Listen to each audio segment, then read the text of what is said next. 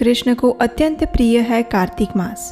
तो चलिए आज से प्रारंभ हो रहे इस पवित्र कार्तिक मास में हम एक प्राचीन कथा का श्रवण करते हैं, जिसका वर्णन हमें मिलता है पद्म पुराण से।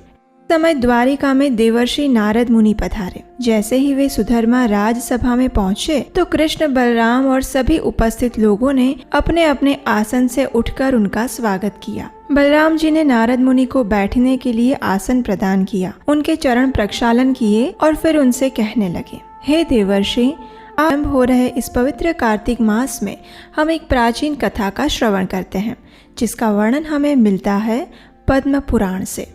समय द्वारिका में देवर्षि नारद मुनि पधारे। जैसे ही वे सुधर्मा राजसभा में पहुंचे तो कृष्ण, बलराम और सभी उपस्थित लोगों ने अपने अपने आसन से उठकर उनका स्वागत किया। बलराम जी ने नारद मुनि को बैठने के लिए आसन प्रदान किया, उनके चरण प्रक्षालन किए और फिर उनसे कहने लगे, हे देवर्षि, आप जैसे शुद्ध भक्त भौतिक जीवों का उद्धार करने हेतु ही इस पृथ्वी पर विचरण करते हैं। द्वारिका में आपका स्वागत है। नारद मुनि ने भी स्वर्ग से लाए गए कल्प वृक्ष के फूल भगवान श्री कृष्ण को अर्पित किए और वे सभी उसी स्थान पर बैठकर वार्तालाप करते रहे। जब कुछ समय बाद नारद मुनि चले गए तो श्री कृष्ण ने उन पुष्पों को अपनी रानियों को दे दिए। ये देखकर भगवान श्री कृष्ण की सबसे सुंदर और शीलवान पत्नी सत्यभामा ने मन में ही विचार किया कि मैं कितनी भाग्यशाली हूँ जो परम भगवान मधुसूदन स्वयं मेरे पति है। स्वर्ग लोक से आया हुआ कल्प वृक्ष भगवान ने मेरे ही आंगन में लगाया है,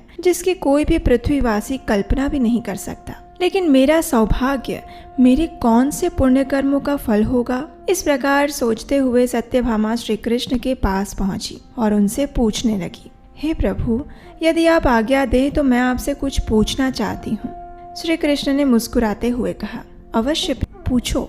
तो सत्यभामा ने कहा, हे प्रभु, आपकी 16,108 रानियां हैं, लेकिन उन सभी में मैं आपकी सबसे प्रिय हूँ। मैंने ऐसा कौन सा पुण्य कर्म किया था जो मुझे ऐसा परम सौभाग्य प्राप्त हुआ है?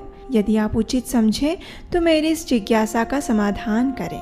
सत्यभामा का ये प्रश्न सुनकर भगवान श्री कृष्ण ने मंद स्मित के साथ उत्तर देते हुए कहा, हे प्रिय, तुम्हारे इस सौभाग्य का कारण जानने के लिए मैं तुम्हारे पूर्व जन्म की कथा सुनाता हूँ। पूर्व काल में तुम मायापुरी के आसपास गंगा तट पर रहने वाले देव शर्मा नामक ब्राह्मण की पुत्री थी। तुम्हारा नाम गुणवती था। तुम्हारे पिता गुरुकुल में विद्यार्थियों को शिक्षा देते थे और जब वे वृद्ध होने लगे तो उन्हें तुम्हारे विवाह की चिंता हुई। इसलिए उन्होंने अपने ही एक शिष्य चंद्र शर्मा से तुम्हारा विवाह करवा दिया। इस प्रकार कुछ समय बीत गया, लेकिन एक दिन तुम्हारे पिता और पति जंगल में लकड़ी लेने गए हुए थे।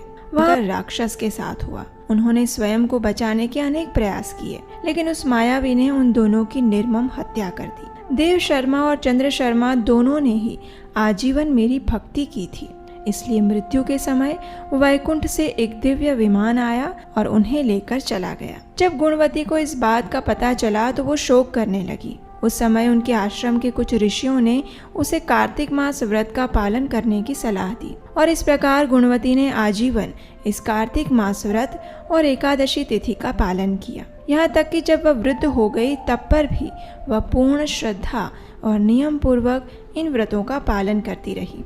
आखिर एक दिन कार्तिक मास के पवित्र समय में प्रातःकाल में वह अपने नियम अनुसार गंगा स्नान करने के लिए गई हुई थी।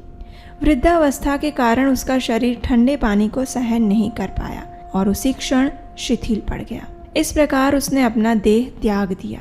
मृत्यु के बाद गुणवती को वैकुंठ धाम में सामीप्य मुक्ति प्राप्त हुई और जब मैं इस धरातल पर अवतार धारण करके आया तो तुम वही गुणवती मेरे साथ इस जन्म में सत्यभामा बनकर आई हो। सत्यभामा के पूर्व जन्म की इस कथा का समापन करते हुए भगवान श्री कृष्ण ने कहा, हे प्रिय, क्योंकि तुमने पूर्व जन्म में कार्तिक मास का श्रद्धा पूर्वक पालन किया था, इसलिए इस अवतार में के पूर्व जन्म की इस कथा का समापन करते हुए भगवान श्री कृष्ण ने कहा, हे प्रिय, क्योंकि तुमने पूर्व जन्म में कार्तिक मास का श्रद्धा पूर्वक पालन किया था, इसलिए इस अवतार में तुम मेरी प्रिय बनी हो। पद्म पुराण में कार्तिक मास के महात्म्य का वर्णन करते हुए कहा गया है, न कार्तिक सममासो न कृते न समम युग न वेद सदृशं शास्त्रं न तीर्थगंगया समं। कार्तिकः प्रवरो मासो वैष्णवानां प्रिय सदा। कार्तिकं सकलं यस्तु भक्त्या सेवते वैष्णवः। अर्थात कार्तिक के समान कोई मास नहीं, सतयुग के समान कोई युग नहीं, वेदों के समान कोई शास्त्र नहीं और गंगा के समान कोई तीर्थ धाम नहीं। कार्तिक सभी मासों में श्रेष्ठ है और वैष्णव जनों का प्रिय मास है। इसलिए जो वैष्णव संपूर्ण भक्ति भाव पूर्वक इस मास में भगवान की सेवा करता है उसकी सारी इच्छाएं पूर्ण होती है। कार्तिक मास को दामोदर मास के नाम से भी जाना जाता है क्योंकि भगवान श्री कृष्ण की सबसे सुंदर बाल लीला यानी यशोदा मैया द्वारा भगवान को उखल से बांधने की लीला इसी मास में हुई थी। दाम यानी रस्सी और उदर यानी पेट। यशोदा मैया ने कृष्ण को पेट पर रस्सी से बांधा था, इसलिए भगवान का एक नाम पड़ा दामोदर। और ये लीला इसी कार्तिक मास के दिवाली के दिन हुई थी, इसलिए इस मास को दामोदर मास के नाम से भी जाना जाता है। अब आप सोच रहे होंगे कि क्या कार्तिक मास के नाम के पीछे भी कोई रहस्य है? तो इसका उत्तर है जी हाँ। वास्तव में राधा रानी कीर्तिदा माता की पुत्री होने के कारण उनका एक नाम है कार्तिका, और क्योंकि ये मास राधा रानी का सबसे प्रिय है इसलिए इसे कार्तिक मास के नाम से भी जाना जाता है। इस मास को ऊर्जा व्रत भी कहा जाता है। ऊर्जा का अर्थ है शक्ति, जो कि भगवान श्री कृष्ण की अंतरंगा आह्लादिनी शक्ति श्रीमती राधा रानी को दर्शाता है। इस प्रकार वृंदावनेश्वरी श्रीमती राधा रानी ही इस मास की अधिष्ठात्री और आराध्या देवी है।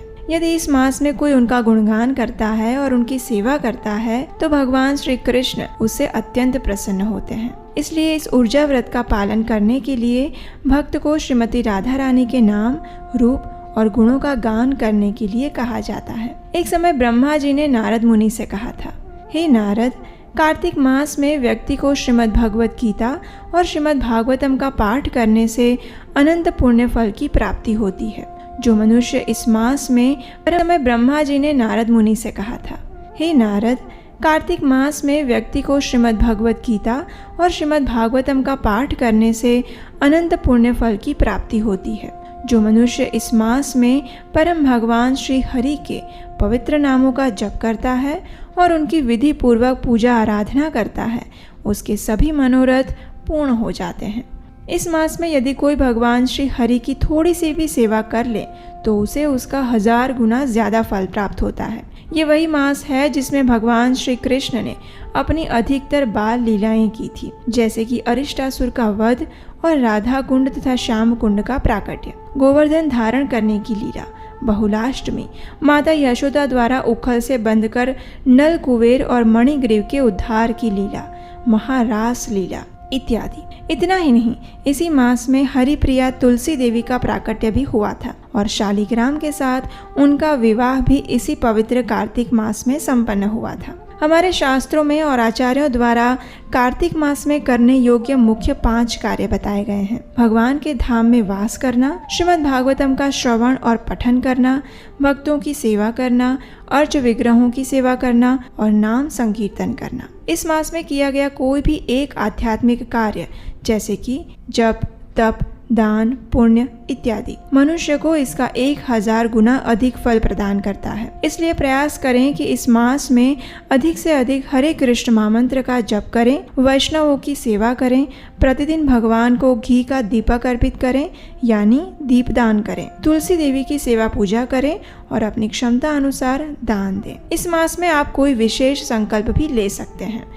ये संकल्प कैसे लेना है, इसके विषय में हमने कार्तिक मास व्रत की संपूर्ण व्रत विधि वीडियो बनाई है। इन दोनों वीडियोस का लिंक नीचे डिस्क्रिप्शन बॉक्स में दिया गया है, इसे भी आप देख सकते हैं। इस संपूर्ण मास में हम आपके लिए श्रीमद् भागवतम से प्रतिदिन विशेष कार्तिक मास कथा लेकर